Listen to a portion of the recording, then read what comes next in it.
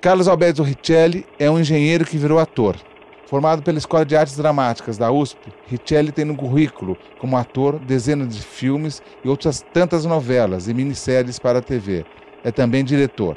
Entre seus trabalhos estão Eles Não Usam Black Tie, A Moreninha e Ele, o Boto. Como diretor, O Signo da Cidade recebeu boas críticas e prêmios. Na década de 90, mudou-se para Los Angeles, onde protagonizou e coproduziu o thriller A Melhor Vingança. Carlos Alberto Richelli é o nosso entrevistado de hoje no Sala de Cinema. Carlos Alberto Richelli, muito obrigado pela sua presença aqui no nosso Sala de Cinema e também aos nossos convidados, o artista visual Simval Garcia, a atriz Bianca Bertolatini, o Marcelo Trota, diretor de fotografia, e a Pamela Vaiano, jornalista. Richelli, você é engenheiro formado, chegou a trabalhar com engenharia e depois foi para a EAD, onde fez artes dramáticas. Como que surge o desejo de ser ator? Foi bem cedo, bem cedo. Eu adorava cinema, desde menino. Meus pais levavam a turma toda, que somos 4 irmãos, né? Para ver filmes. Eu vi muito filme das chanchadas, da Atlântida, muito filme italiano, neorrealismo, etc. Isso tudo em São Paulo? Tudo São Paulo, tudo São Paulo. E já gostava muito daquilo, mas claro, como um espectador, né? Mas depois, no científico, eu estava fazendo científico na época que eu ia fazer engenharia, chamava científico, né? E daí a gente teve um grupo de teatro lá, eu participei, adorei. Daí eu falei assim, puta, se eu puder, vou fazer. Mas já estava estudando, fazendo vestibular para engenharia e tal, estudando pra cacete. E entrei na engenharia, e na engenharia eu fundei um grupo de teatro que chamava Metal. Porque era... Tem a ver, né? Porque eu fazia engenharia na época, depois eu me formei engenheiro químico, mas na época eu fazia engenharia metalurgista, né? Então, deu o nome do grupo, eu e mais alguns amigos, claro, ali a gente fundou esse grupo Metal. E, em seguida, eu tive a sorte de ter um cara muito legal, que era do Teatro de Arena, Manuel de Lemos Barros. Ele é psiquiatra, mas na época ele era diretor, que trabalhava com Augusto Boal. Então, ele introduziu Stanislavski para toda aquela... para o grupo, né? E foi um ótimo jeito de começar. No EAD você estuda com Alfredo Mesquita. Como que Exatamente. era esse... Vamos falar desse período que é interessante em termos de formação. Né? Era muito legal. Como que era o clima, doutor Alfredo, o clima era escola? maravilhoso, né? Porque a escola era não era ainda na ECA, aqui na USP, né? Era ali onde é a Pinacoteca hoje. Aquele prédio maravilhoso. Ali Só na você... Luz. Ali na Luz. Só de você entrar lá, você já se sentia num mundo com uma atmosfera, um artista. Um artista, né?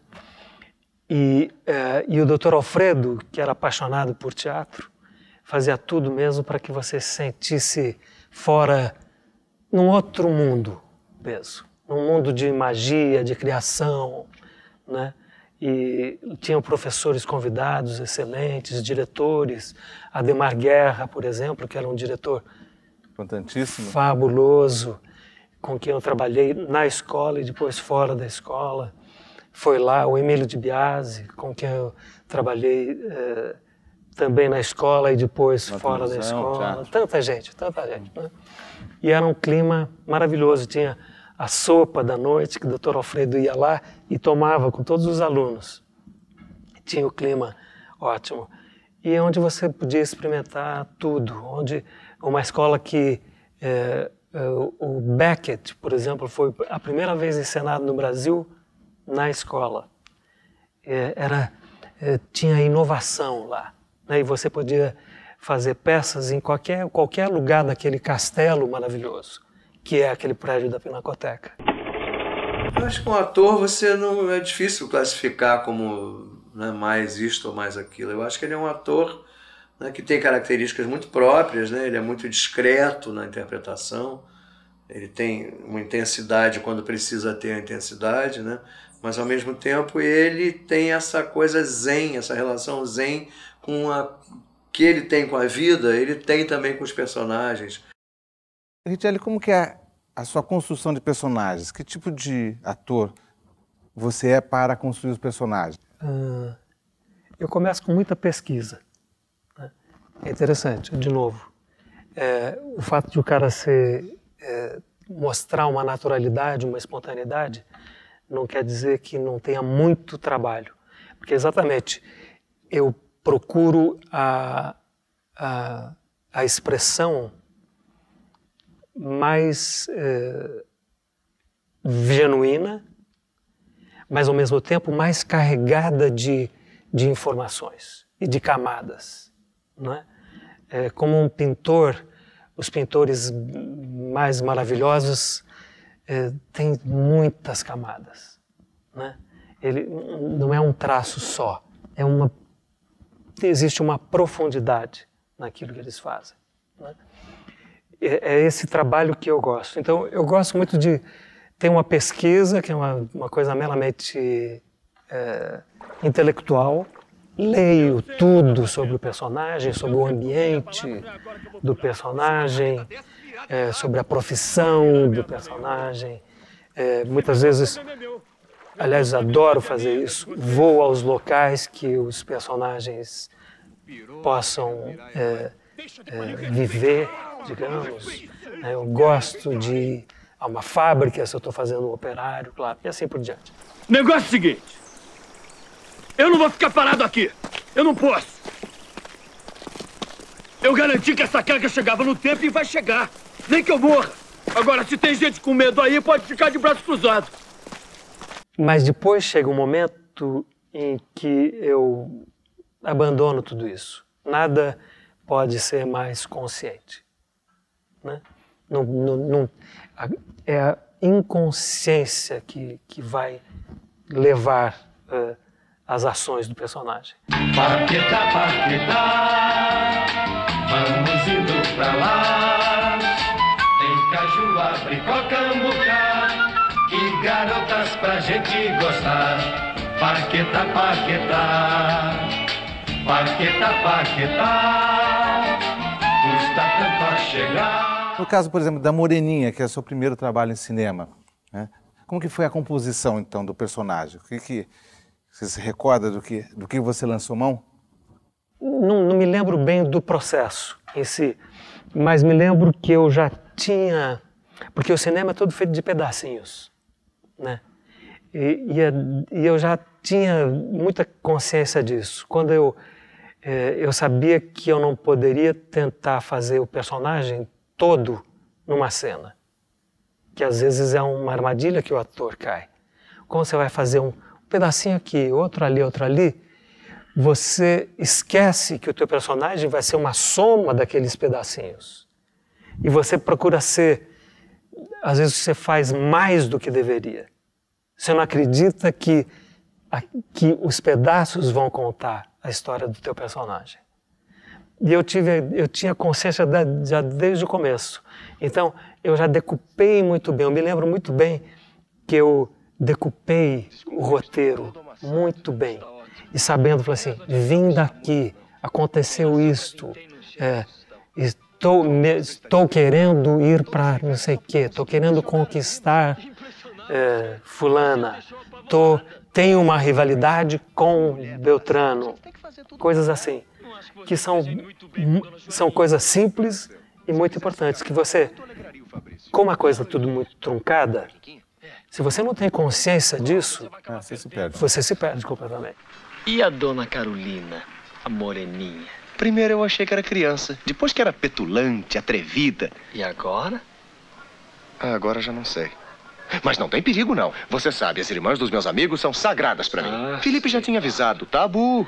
Eu só queria saber qual delas tem o maior dote. Vamos até a mesa. Como que é o gestual, construir o gestual de época? Porque Moreninha é um filme de época.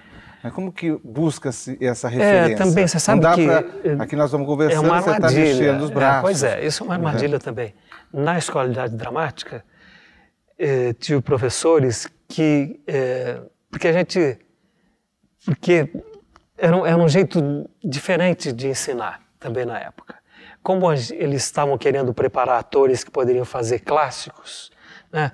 Então o Dr. Alfredo, por exemplo, ensinava como botar uma capa, como desembainhar uma espada, a gente tinha aula de esgrima, etc. Só que você não pode cair na armadilha para tentar fazer uma época que é uma ideia na sua cabeça ou na cabeça dos outros, você deixa de ser humano. Então, quando você vê pessoas assim, duras... Assim, ator muito duro, né? Filme de época, o ator tá duro, é engraçado isso. Não é? The same roof, at least for a few days. Surely we don't have to try to avoid each other. Of course not. Provided you adhere to my few simple rules. I shall obey you in this, as in everything.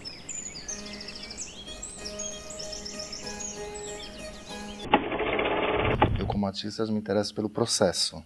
Eu penso assim, você comentou sobre uma pesquisa, uma busca, e que depois você descarta, trabalha com o inconsciente. Eu queria saber um pouco mais sobre isso, que eu acho que deve ser a dúvida de muitos também, mas a questão de que talvez nesse processo, a gente tem falado muito aqui na conversa sobre a questão da interpretação, a questão do ator, você como um ator experiente, também diretor agora. Uma outra coisa que também me incomoda, que eu vejo muito aí como espectador, seria esse ator, ou um ator que parece que sempre representa a si mesmo, ou tem uma colocação que talvez, dentro dessa questão do processo de construção do personagem, alguma coisa se perde. Parece sempre uma repetição. Ouvir um pouco mais sobre isso. Essa última parte aí é interessante, mas é uma pergunta que é muito difícil de responder, porque você vê grandes atores que têm aquela persona muito forte, e eles vão ser sempre eles mesmos. Você pega o Jack Nicholson, ele é sempre ele é sempre o Jack Nicholson. No entanto, ele está fazendo cada personagem ser único e ser o personagem. É ele, então por que é ele fazendo? Tem outras pessoas tem outros atores que gostam mais de se transformar um pouco, mudam o cabelo, mudam o bigode, e também são ótimos. Mas isso não quer dizer que um seja melhor do que o outro, muito pelo contrário. Muito pelo contrário.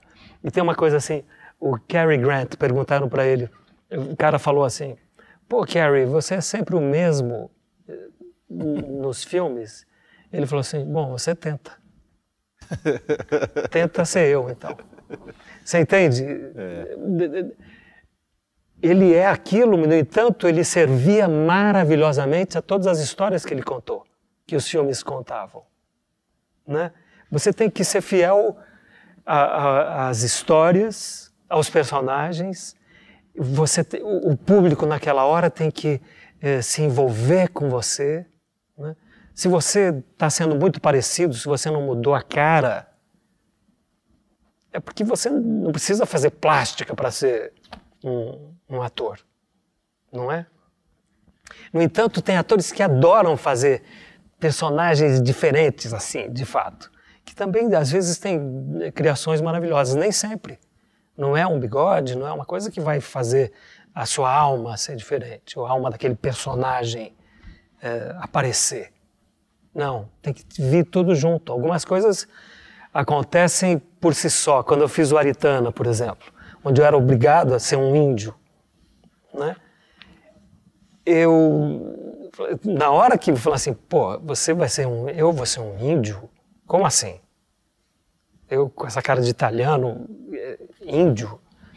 Daí eu me encontrei com... Eu tinha dúvida se eu aceitaria fazer o papel. Era uma novela, né, para fazer uma Aritana. E eu comecei a me relacionar com os irmãos Vilas Boas, a ter muito contato com eles. E eles falaram assim, olha, você tem o tamanho dos índios, você tem o biotipo assim perfeito, quer dizer, tudo bem. E você cortando o cabelo, como eu cortei cuia, pintei o cabelo de preto, etc. Você não se assuste, você pode fazer. Mas eu falei assim, puxa, tá bom, fisicamente seguro. Mas e esse índio? Eu não queria inventar um índio de cartoon. Não queria, como eu já tinha visto no cinema americano, índios muito mal representados, né? Uma coisa não sei o quê. E o pior é que a gente foi pro Xingu fazer as primeiras cenas sem eu ter jamais ter ficado de pé na frente de um índio de verdade, do Xingu. Daí cheguei lá e eu falei assim, puta, eu preciso de um banho de imersão aqui total. Né? O que era maravilhoso era que os índios têm uma coisa assim, que são muito crianças, assim. Então eles param para te olhar, assim, como uma criança fica te olhando, assim, te olhando. Então te dá liberdade também para você ficar olhando para eles, assim, que foi o que eu fiz. Eu ficava perto deles, assim, ficava olhando, ficava tentando ser eles, entender o estar no mundo deles. Eu, como espectador, eu tomei partido do pai, do personagem do pai, do Guarnieri, né? E, no entanto, eu sabia que eu ia ter que defender esse cara.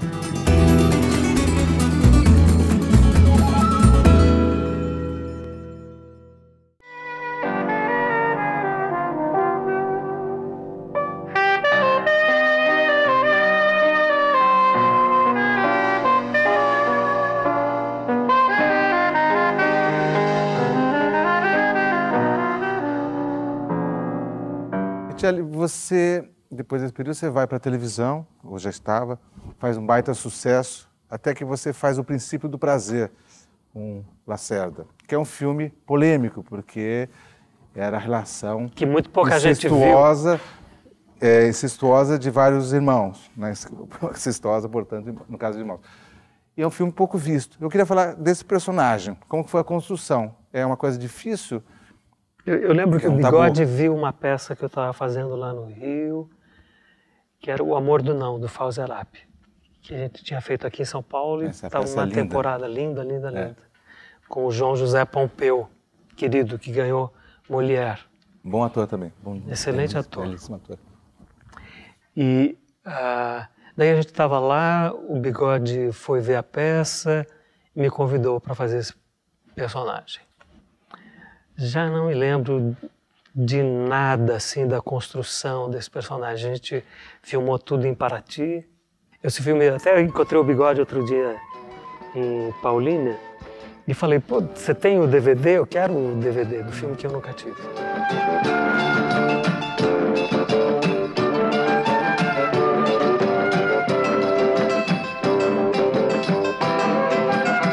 Eu me lembro que era muito interessante e tinha uma atmosfera muito própria do que o Bigode queria imprimir ao filme. Tinha um monstro preso. Era a história de uma família que tinha um monstro... O filme é bem estranho. Tinha um monstro preso numa jaula, mas não se via. De vez em quando você ouvia grunhidos e gritos e tal. Exatamente. E à noite, principalmente. E ninguém sabia o que era aquilo e tal. E o cara que eu fazia era ele aparecia e começava a trabalhar nessa fazenda, nessa família, onde tinha o irmão, a irmã, que é a Ana Maria Miranda, que é escritora, né? E que tem essa relação incestuosa e que é, obviamente, esse cara que entra na dança. No baile, né? Exatamente.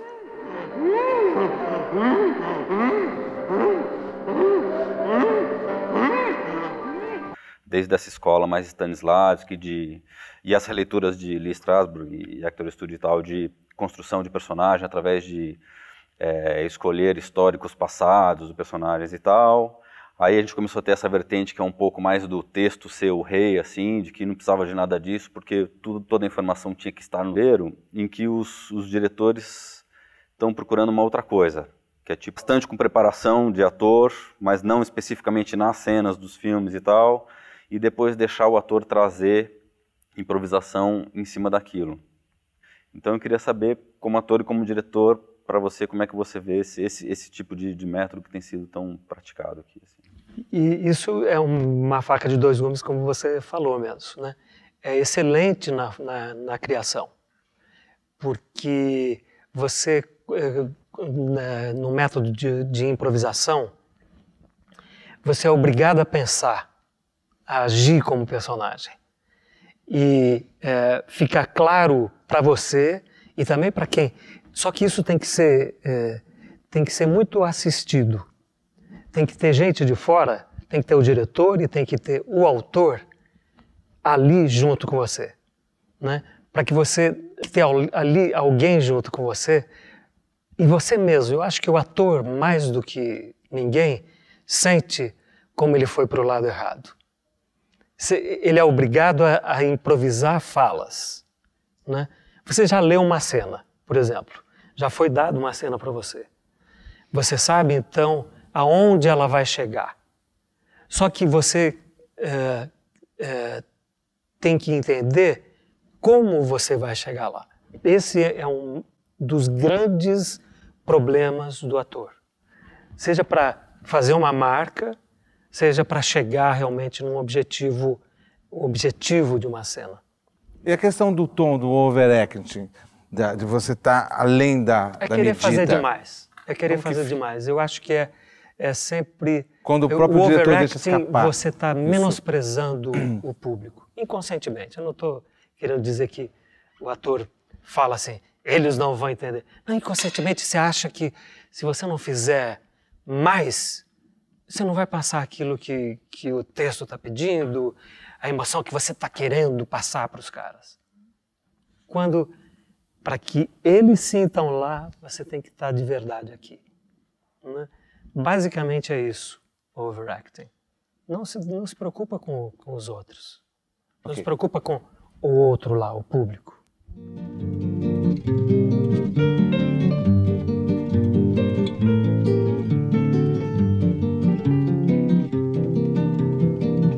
De todas as ideias dele, tudo que ele sentia.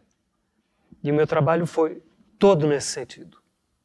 Foi saber que eu tinha que defender aquele menino. Aquela ideologia. Aquela ideologia, Uhum. porque era uma questão ideológica mesmo. Sem dúvida. Ele era um menino que tinha sido... cujo pai sempre esteve envolvido com problemas políticos e da classe de trabalhadores e tal, e que tinha deixado um pouco a casa dele de lado. E ele próprio tinha sido abandonado e morou um tempo longe da família, com tios, etc. Né? E eu tinha que construir esse cara com essa chaga. De falar assim, porra... achando que todo o empenho do pai era baseado mais em ideias e menos em observação de uma realidade ali na casa dele. Do tato pessoal, né? Do carinho, exatamente, do amor. Do carinho e do amor. Foi isso que eu procurei. Tião!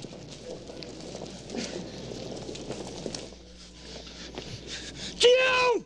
Quem quiser entrar, que entre. É democracia ou não é? Pô, vai entrando, gente, vai entrando. Fica com medo deles não, porra. Não quer fazer greve, não faz. Vai entrando, porra. Essa greve gorou antes de começar.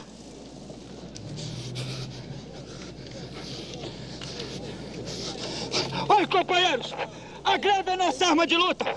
É de nossas mãos que sai a riqueza desses poucos que estão aí. Como que é fazer um personagem que você, de início, não gostou, certo? Não é que eu não gostei. Não, é que as ideias dele, certo? Agora, como você, de repente, você tem que fazer esse personagem vestir aquelas ideias. Você, ao mesmo tempo, você se entrega, mas você deixa uma crítica na sua interpretação ou você deixa isso? Não quer saber disso? Isso é questão da leitura do público. Se eu fizer isso, eu vou estar traindo. Sabe? Se eu ficar... É como você ficar piscando para o público. Assim, olha como ele é nojento, esse personagem. Olha como ele... Você fica o tempo inteiro comentando, deixa que o público julgue. Tem atores que fazem isso, né? O Brando fez algumas coisas assim. Não é seu trabalho, é o trabalho realmente mais entregue àquela que entrou a favor, está a favor de um e vai continuar a favor, e esse vai continuar a favor daquele, e ninguém tem uma visão maior do todo, que é o que a gente quer. Você é um grande filho da puta, Tião. Tava um massacre na porta daquela fábrica. Nós somos merda pra eles. E tu lá dentro, de bom moço, vendo teu pai levando cacetada sem sangue pra reclamar, pra reagir, porra! Eu não queria que tu fosse herói, eu queria que tu fosse gente. Qual é o teu ideal na vida, hein? É uma mulherzinha fazendo comidinha gostosa? É um filhinho estudando num coleginho legal, tudo limpo? Eu também quero limpo e gostoso. Eu também quero uma vida decente, mas não a esse preço. Eles estão fudendo a gente, tu ajudando a foder. Que vergonha, Tião. Que vergonha. Eu vejo atores que nunca fizeram gente, que nunca fez nada, e que são atores natos, que já têm a consciência plena do que é representar.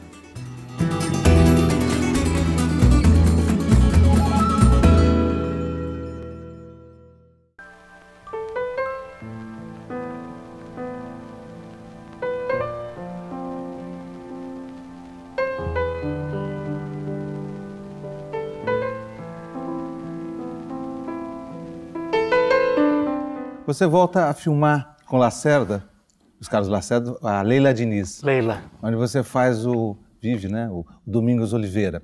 Agora, como que é fazer um personagem que ainda está vivo? Como que tem essa necessidade de ser real, ou uma leitura sua? Leitura total. Eu não conhecia o Domingos na época, hoje já conheço, acho ele muito legal. E foi assim... liberdade total. Total. Esse aspecto, né? Estamos contando um pouco mais da Leila em si, do relacionamento que eles tiveram e tal. E foi rápido, eu fui lá e filmei, acho que um dia. Onde você foi buscar referência? Não tinha referência. Não tinha? Não, eu quis fazer assim, um cabelo... Eu quis me divertir. Então eu estava batendo, era uma cena que eu estava...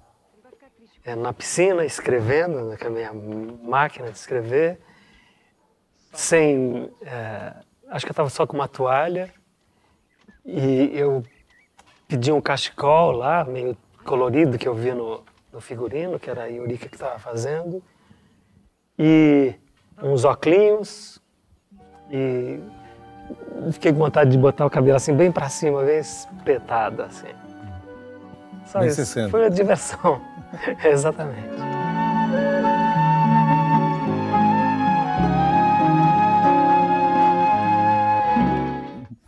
No filme O Boto, do Walter Lima, o seu corpo é bastante explorado. Como que é essa relação do ator com o corpo e muito essa questão da sensualidade que é buscada no filme? O que manda é o personagem, né? Essa é outra história também de um desafio. Quando te mandam um roteiro e falam que você vai fazer um boto, o que você diz? Sempre sonhei em fazer um boto. Sempre sonhei em fazer. Você sabe que sempre sonhei. O bicho chegava e cara de mulher triste virava festa. Eita!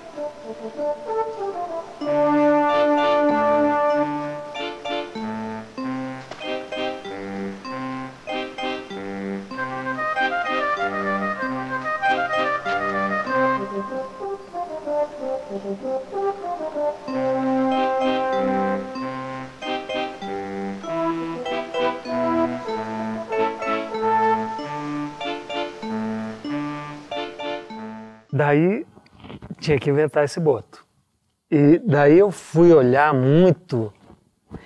Tinha aqui no Morumbi, tinha uns botos cor-de-rosa, acho que no shopping, Morumbi, que estavam aí por um tempo, num aquário, né?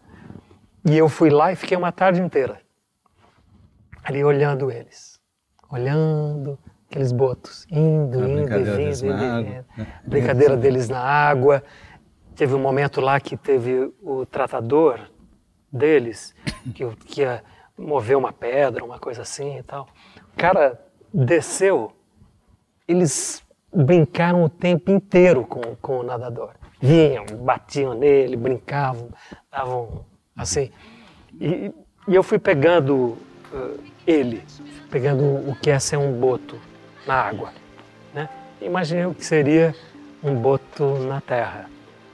Naquela época eu fazia um trabalho corporal com o Klaus Viana, mestre dos mestres, e nem cheguei a falar com o Klaus na época, né? Mas usei muito do que eu tinha aprendido com ele, da leveza do personagem. Cheguei agora. Que pena, hein? Eu juro que eu não vi nada. Por exemplo, tem uma cena de dança, uma das cenas é uma cena você dançando, e tem todo um movimento corpóreo que você está dançando, o seu bailado, aquilo ali, por exemplo, o gestual, o ombro um pouco, aquilo vem do Klaus? É uma experiência, uma inspiração? Deve vir, sim. E é uma coisa que eu imaginei quando eu sentei com o Walter Lima, diretor, né? Eu falei assim, puta, Walter, eu imagino o boto uma mistura de Macunaíma e Saci Pererê, junto. Assim, aquela malícia do Macunaíma e tal, e aquela lepidez, todos os componentes que o Saci Pererê possa ter, né? E ele gostou da ideia, gostou. Mas agora, na hora de fazer a cena, eu falei assim, inventei aí um jeito de andar. Quer ver? Assim, daí, gostou, vamos manter. É assim.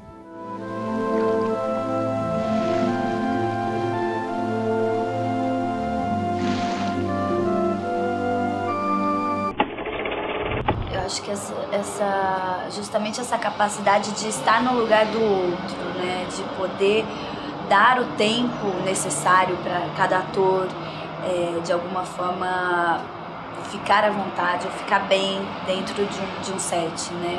Então essa sensibilidade de lidar tanto com o material humano, extremamente diversificado, e também a parte técnica, né? Porque é muito interessante, assim. Eu acho até natural que um ator que tem uma trajetória tão rica no cinema, que tenha passado por tantas coisas, de repente queira justamente mudar um pouco de função, assim. Eu sei que você é um ator que não é do tipo de ficar no camarim esperando o seu momento de filmar, né? Você é uma pessoa, um ator que fica circulando.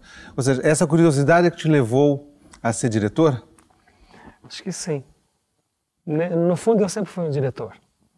Essa que eu descobri muito recentemente.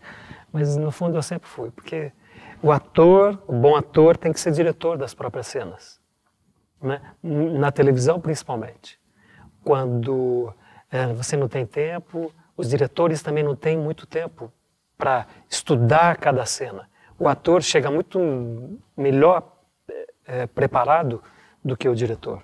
Essa é a grande verdade, porque você tem que cuidar das suas cenas, o diretor tem que cuidar de uma novela inteira, acabou de gravar não sei quantos capítulos, tem que ir para a ilha da edição e depois já preparar os próximos capítulos que vão ser gravados em seguida. É uma loucura. Assim também existem muitos diretores iniciantes em novela, né? Porque as novelas hoje em dia têm vários diretores.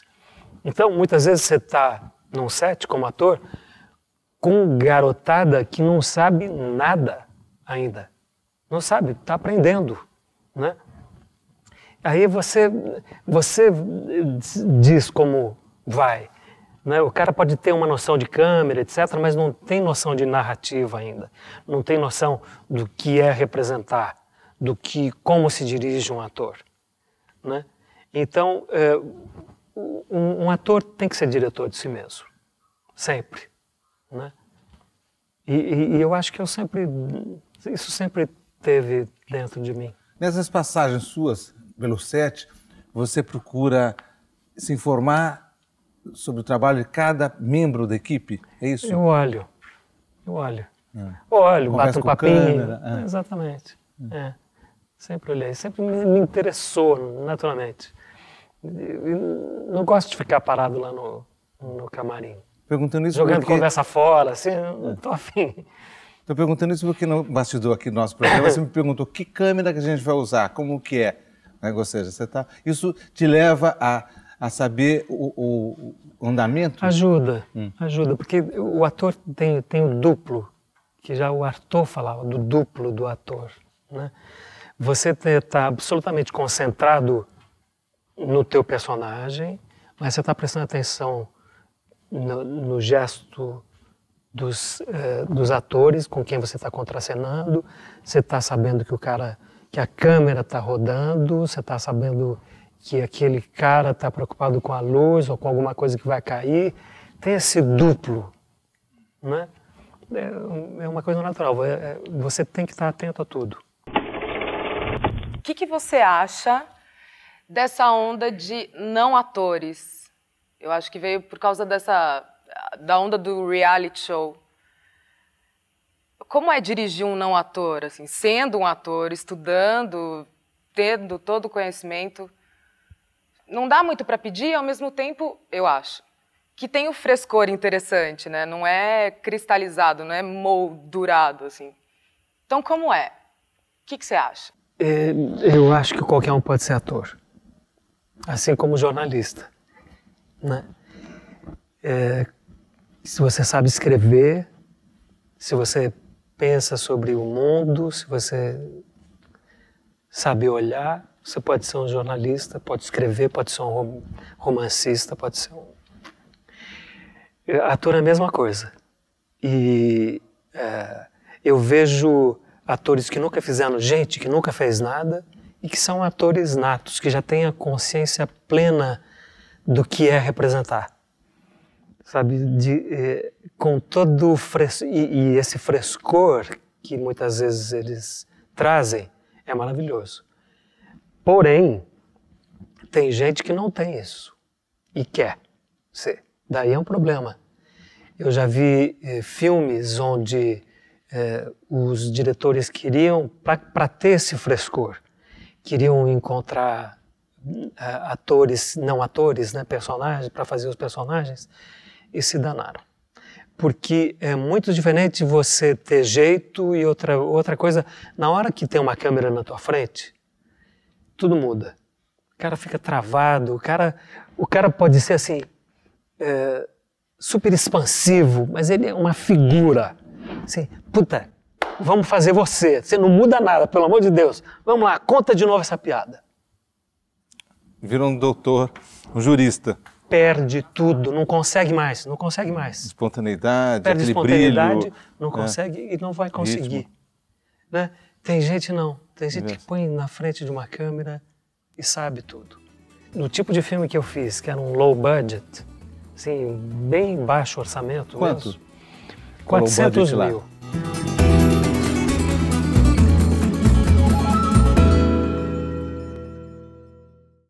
Daí você estreia como diretor, fora do Brasil, roteiro da Bruna, né? Bruna, sua mulher, Bruna Lombardi. Como que é o Estresse? Como que foi esse filme? Muito legal, foi uma experiência muito interessante. Como diretor, o que você estava querendo ali? Então, foi em primeiro lugar, para mostrar para a gente que cinema é igual em todos os lugares, né? É claro que o cinema de estúdio, que tem muito dinheiro, daí então você tem dias para rodar uma cena, todos os equipamentos possíveis, etc. Mas no tipo de filme que eu fiz, que era um low budget, assim, bem baixo orçamento. Quanto? Mesmo, 400 mil. 400 mil? É. que é nada. Né? Baixo mesmo. E mas o processo do trabalho é o mesmo. E você encontra bons profissionais lá que estão dispostos a trabalhar por uma fee baixa, né? É claro que você não vai conseguir os grandes atores, bons atores, mas nomes você não pode sonhar, né? Mas foi uma experiência muito interessante. SOS, Sex, Orgasms, and Solutions. How may I help you? Is your hair wet? I forgot to wash it. I mean, dry it. Why are you lying to me? I was with Tara. Richelle, o que é esse filme, esse estresse? Conta um pouco dele. O filme se passa assim, é um filme de personagens. Vários personagens, um pouco como O Signo da Cidade, né? A Bruna adora escrever para muita gente. E ela tem essa capacidade de escrever com cenas muito curtas, personagens inteiros, né? No Signo da Cidade, a gente tem vários personagens, já não sei nem o número, mas é todo cortado, picotado. Mas quando você se abandonou um personagem aqui, quando mais à frente, 5 cenas depois, você volta a encontrar aquele personagem, você acompanha perfeitamente aquela história. E você já vê nele um ser humano ali, uma pessoa inteira, né? She actually thinks that sex and love are the same thing. You are going to look so good, you will be ready for sex with strangers. I have a problem. I can only tolerate men with small penises. My name is Eleanor, and I'm here to introduce you to a stranger, your own vagina. Assim como no Signo, o SOS também vive de vários personagens. É centralizado num personagem feminino, que é dela, e que é circundada por uma porção de gente querendo participar, querendo pertencer ao mundo de Hollywood. E muitos loucos, muita gente que está nisso pelas razões erradas, sabe? Não são verdadeiros artistas ou não tem nada a dizer e tal, só pensam na glória, umas coisas assim, né? É uma comédia. É uma comédia? É. So it never occurred to you she wasn't enjoying herself. Whoa, hey! Stop, Brad! I think of myself as kind of a high priestess of masturbation. Why does everything have to revolve around sex? Wonder, how old are you? 17. It's illegal. I never had an orgasm. So you mean you only faked it? I never faked it. No Estresse você é diretor e dirige ator. Como que é um ator recém-saído para o papel de diretor dirigir um outro ator? Ou seja, você já chega com ideias prontas ou você queria que os seus atores contribuíssem? Não, eu gosto de ouvir. Eu adoro ouvir todo mundo. O Richelle diretor. Então, a gente conversava muito, a gente tem... o Tintin é um cinéfilo, né? E eu também sou um cinéfilo. Então um fala de um filme, ele viu, eu também vi, a gente fala de coisas, tem essa capacidade.